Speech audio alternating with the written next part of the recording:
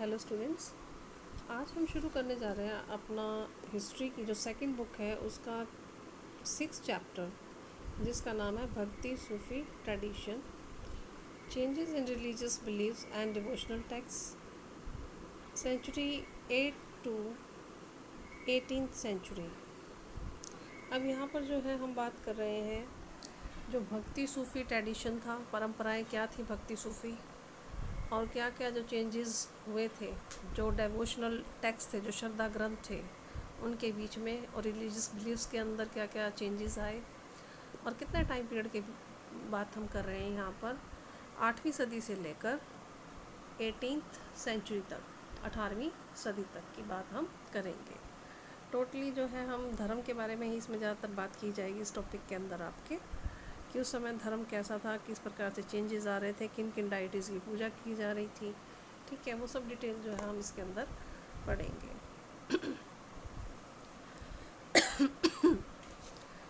अब यहाँ स्टार्टिंग कर रहे हैं हम अपने चैप्टर की। We saw in chapter 4 that by the mid first millennium century the landscape of the subcontinent was dotted with the variety of religious structures, stupas, monasteries, temples. अब हमने यहाँ पर क्या देखा है चैप्टर 4 के अंदर, जो हम पीछे पढ़ चुके हैं, कि फर्स्ट मिलेनियम सेंचुरी से क्या हो रहा था कि जो लैंडस्केप था सब कॉन्टिनेंट का, उसमें किस चीज़ के निशान मिल रहे थे कि अलग अलग रिलीजियस स्ट्रक्चर्स के, जैसे स्तूपास थे, मोनेस्ट्रीज थे, टेम्पल्स थे, ये हमें पता लग चुका है 4 चैप्टर पढ़ने तक हमें।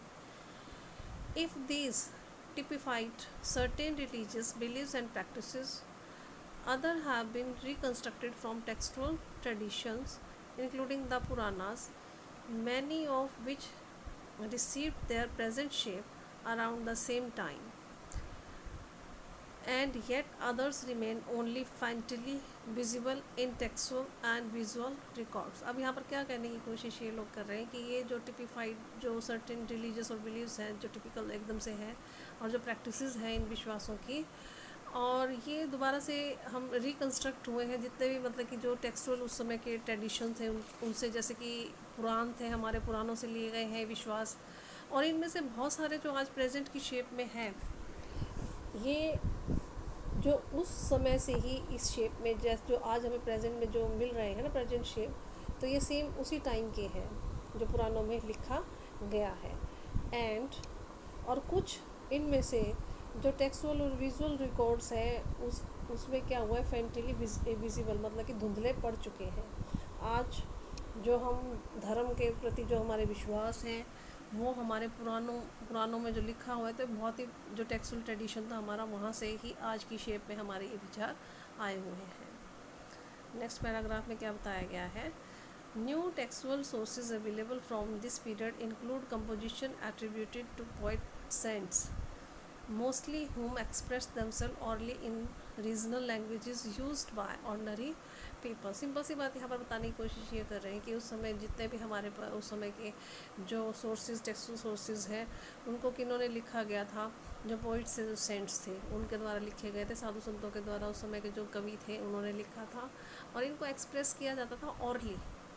किस लैंग्वेज में, जो रीजनल लैंग्वेज जो ऑर्डनरी लोग उस समय इस्तेमाल करते थे, तो इनको ऑरली लोगों को सुनाया जाता था ताकि लोग इनको फॉलो करें। These compositions which were often set to music, और इस तरह की ज़्यादातर कंपोजिशन जैसे कैसे होती थी, म्यूज़िक पर उनको सेट किया जाता था, और इनको कंपाइल कौन करता था, संकलित कौन करता था, उसके बाद जो डिसिपल्स होते थे या डिवोटीज़ होते थे, वो शिष्य जो होते थे, और जनरली आफ्टर ज़्यादातर कब करते थे ये लोग, जब वो सेंट या जो पोइट होते थे, जब उनकी डेथ के बाद जो उनके शिष्य होते थे वो इनको संकलित करते थे, कंपाइल करते थे। बट इज़ मोर, और इससे ज़्यादा क्या होता था कि ये जो ट्रेडिशन थे वो लगातार फ्लूइड, मतलब कि चल रहे थे, लगातार ट्रेडिशन में थे ये लोग। Generations of devotees tended to elaborate on the original message, जो जनरेशन से इन डिवोटीज़ की क्या है, उन्होंने लगातार क्या इन मैसेज को आगे एलेबरेट किया है, एंड ओकेजनली मॉडिफाई, और समय समय पर इसको चेंजेस भी इसके अंदर किए हैं, and even abandoned some of the ideas, और कुछ आइडियाज़ को क्या किया है, छोड़ दिया है, त्याग कर दिया कुछ आइडियाज़ को, दैट अपीयर्ड प्रॉब्लमेटिक और irrelevant in different political, social and cultural texts। या मतलब जो ऐसे आइडियाज़ हैं ना जिनको ये लगता था कि रेलिवेंट है या प्रॉब्लम क्रिएट करेंगे पॉलिटिकल और सोशल कल्चरल कॉन्टेक्स्ट के अनुसार, उनको छोड़ दिया जाता था। Using these sources this poses a challenge to historian. अब इन सोर्सेज को यूज़ करते हुए जो फेस करना पड़ता है चैलेंजेस का, हिस्टोरियंस को भी फेस करने पड़ते हैं चैलेंजेस काफ़ी जब इन सोर्सेज को वो यूज़ करते हैं। Historians also drew on hagiographies और biographies of saints written by their followers. Members followers कौन होते थे? Members of their religious sections में, उनके जो धर्म के जो मेंबर्स होते थे उनको फ्लोअर कहा गया है यहाँ पर। अब जो ये हिस्टोरियंस थे किस चीज़ पर भी ध्यान देते हैं? जो हैजियोग्राफीज़ होती थी, मतलब जो बायोग्राफीज़ होती थी इन सेंट्स की। These may not be literally accurate, हो सकता है ये भाई सही ना हो, but allow a glimpse into the way in which devotee perceived the lives of these path breaking women and men। लेकिन इसमें हमें ये इस चीज़ की झलक ज़रूर मिलती है कि जो डिवोटीज इनके जो है वो बताते हैं कि किस प्रकार से जो ये रास्ता पाथ ब्रेकिंग होता है, पथ प्रदर्शक जो वोमेन थे या मैन थे, किस प्रकार से ये थे, उनके बारे में हमें इनकी जानकारी इनके डिवोटीज से मिलती है। एज वी विल सी, जैसा कि हम देखेंगे, the sources provide us with insight into a scenario characterized by dynamic and diversity। अब ये जो सोर्सेज जो हमें प्रोवाइड करवाए गए हैं, इससे हमें डिटेल में अंदर का जो सीन है सारा, क्या में कैरेक्टरिस्टिक्स थी उस समय, काम करने के इनके तरीके क्या थे, और किस प्रकार से डाइवर्सिटी मतलब कि अलग अलग तरीक़ों से किया जाता था काम उस समय, क्या विश्वास थे, मतलब जो विश्वास को लेके इनको आगे फैलाया जाता था अलग अलग तरीक़ों से कैसे किया जाता था। Let us look at some elements of these more closely, देखते हैं आगे और ज़्यादा क्लोजली। अब हमारा फर्स्ट यहाँ से शुरू हो जाता है, पेज नंबर है 141। फर्स्ट पॉइंट है हमारा टॉपिक, अभी तक तो हम इंट्रोडक्शन हमने किया है, तो अब यहाँ से मेन शुरू होता है चैप्टर हमारा, the mosaic of religious beliefs and practice. Mosaic क्या है? में जो बनावट है, जो डिज़ाइन है, जो रिलीजियस बिलीव्स का और प्रैक्टिसेस का। Perhaps the mostly striking features of this phase is increasing visibility of a wide range of god and goddesses in sculpture as well as in text। जो एक बहुत ही विशिष्ट स्ट्राइकिंग फीचर जो है वो क्या है इस फेज़ का, कि हाँ यहाँ पर हमें मतलब कि बहुत सारे जो देवी देवता हैं उनकी मूर्तियाँ मिली हैं और उनके बारे में टेक्स्ट जितना भी है लिखा गया है देवी देवताओं के बारे में। At one level this indicate the continue of the even extended worship of the major deities Vishnu, Shiva and goddesses, each of whom was visualized in a variety of forms। अब यहाँ पर हमें अलग अलग जो इंडिकेशंस मिली है जो अब भी कंटिन्यूड है, मतलब लगातार मिल रही है कि पूजा किन मेजर डाइटीज़ की जाती है, जैसे विष्णु की, शिवा की और जो देवियाँ हैं उनकी, और वो मतलब कि अलग अलग उन डाइटीज़ की जो क्या है, इन देवी देवताओं की क्या है एक पहचान, एक विजुलाइज की हुई है कि ये पिक्चर इस देवी देवता की है, ये पिक्चर इस देवी देवता की है। 1.1 the integration of cults.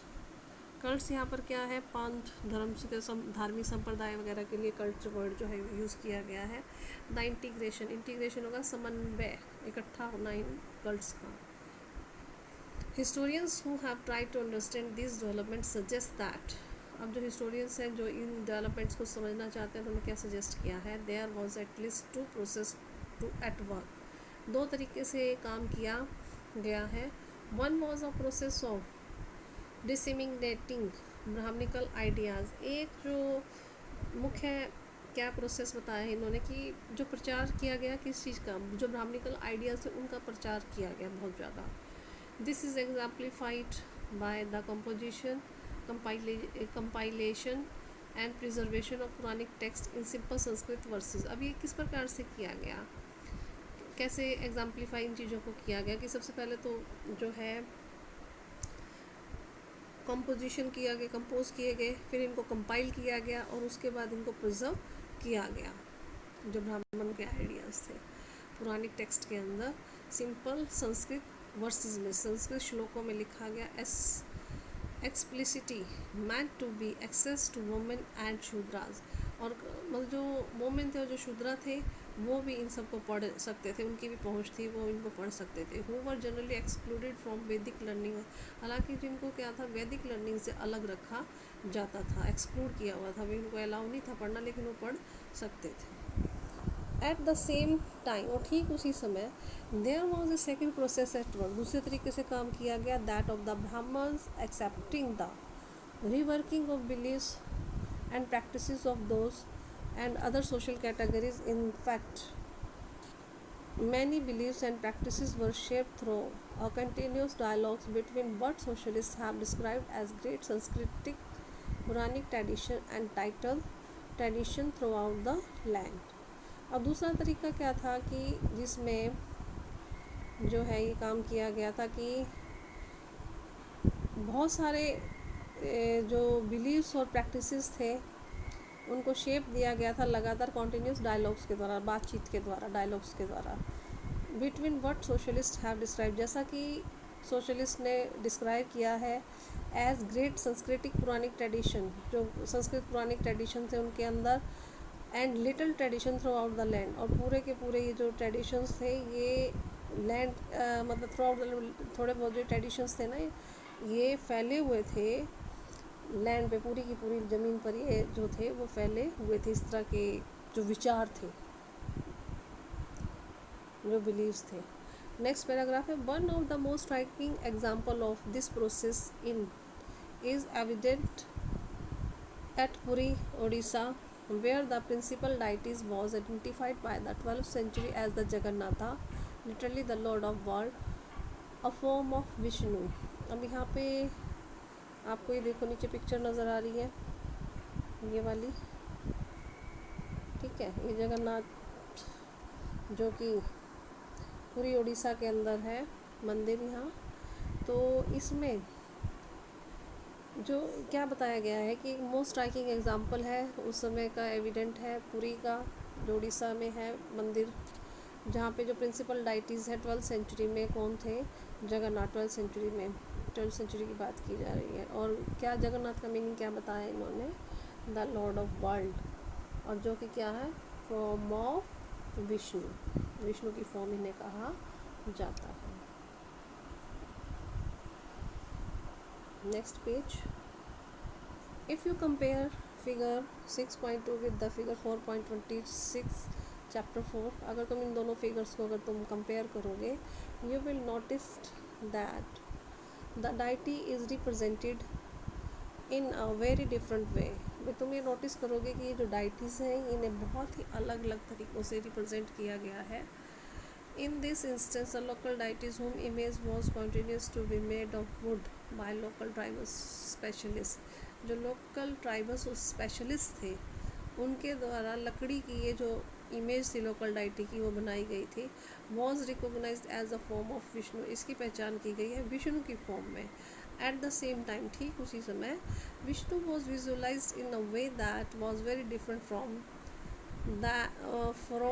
That in other part of the country. भाई ये जो विष्णु की उसी समय ठीक क्या था कि विष्णु को इस प्रकार से विजुलाइज किया गया था एक बहुत ही अलग तरीके से, जो कि वर्ल्ड में कंट्री में जो अलग अलग हिस्सों में जो रूप दिखाया जाता था विष्णु का, उससे डिफरेंट पिक्चर जो थी वो यहाँ पर दिखाई गई है। सच इंटेंसेस of integration are evident amongst goddess cults as well। और अब इसी प्रकार के जो इंस्टेंस हैं वो जुड़े हुए हैं किसके साथ, जो गोडेसेस कल्ट थे, मतलब जो देवियों का संप्रदाय था उनके साथ भी, देवियों के साथ। A worship of the goddesses, अब ये जो देवी पूजा थी, often simply in a form of a stones smeared with ochre. अब यहाँ पर क्या बताया गया है कि जो वर्शिप थी देवियों की वो कैसे बनाई जाती, स्टोन की जो मूर्तियाँ थी वो स्टोन की देवियाँ जो बनाई जाती थी, और सिमर्ड विद औकार, जो मतलब कि सिंदूर पोता हुआ होता था उनके ऊपर, गेरुए रंग का या सिंदूर जो होता था, सिंदूर से पोती हुई देवियाँ की मूर्ति जो थी वो बनाई जाती थी। बहुत इवेंटली वाइड स्प्रेड, ये बहुत ही ज़्यादा उस समय मिलती थी। दीज लोकल डाइटीज़, अभी जो लोकल डाइटीज़ थे, were often incorporated with the Puranic framework by providing them with an identity as the wife of the principal male deities. अब जो मेन मुख्य जो मेल डाइटीज़ होते थे उनके साथ इन देवियों को जोड़ा जाता था पुराणों के हिसाब से। Sometime they were equated with Lakshmi the wife of Vishnu. कई बार उनको उनकी पहचान कैसे की जाती थी, लक्ष्मी के तौर पे, जो कि वाइफ थी किसकी, विष्णु की। विष्णु क्या थे, मेन डायटी थे, मेन देवता होते थे, उसकी वाइफ कौन थी, लक्ष्मी, जिसको कि जोड़ा गया है इनकी वाइफ के तौर पे। और ठीक इसी प्रकार से क्या है, एक और इंस्टेंस जो है वो है पार्वती का, वाइफ किसकी बताया गया उन्हें, शिव की। ठीक है, तो इसी प्रकार से जो देवियाँ होती थी उनको भी मेन डाइटीज़ के साथ जोड़कर देखा जाता था। आज का टॉपिक यहीं तक करेंगे हम, यहाँ तक कोई प्रॉब्लम तो डिस्कस कर लेना। Thank you.